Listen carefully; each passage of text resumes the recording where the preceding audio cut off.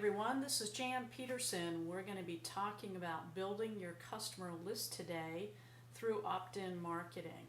I have some good news and some bad news. Let's start with the bad news.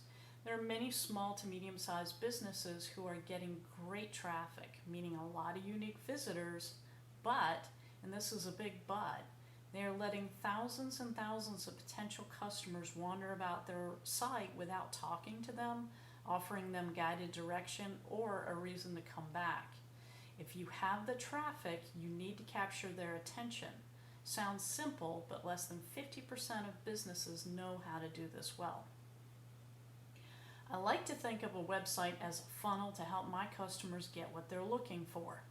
It's like a grocery store that has aisles that direct you to the foods you want to buy. But until you get to know your customers, you don't always know what they're looking for.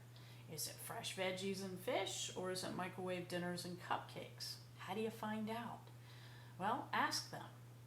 The good news is you can have what are called opt-in forms on any of your web pages that can be set up so people could ask you questions. I talk about this in depth in my course.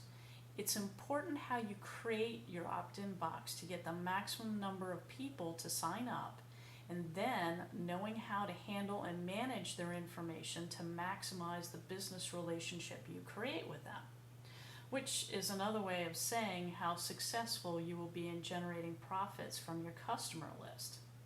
And just in case anyone is unfamiliar with an opt-in box, this is the box that can be placed on any of your web pages to collect important information from your web visitors, like an email address. People will generally give you their email address in return for something that they think is valuable, whether that is information or a great savings offer.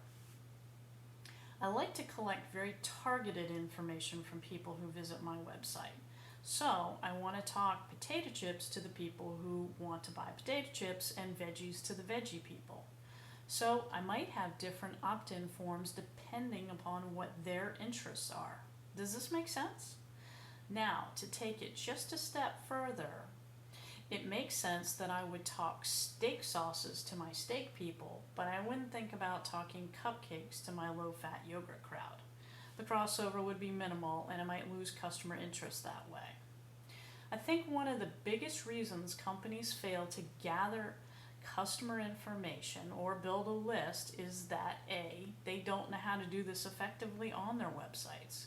B, they don't know what to do with their customer list once they've developed it. And C, they don't have a dedicated staff person who is knowledgeable about how to nurture the list and generate substantial profits from it. We will solve all of these questions in the course, but stay tuned to my next tutorial where we'll reveal a few basic techniques you can start implementing right away for immediate results. Thanks, and feel free to visit getwebresultstoday.com.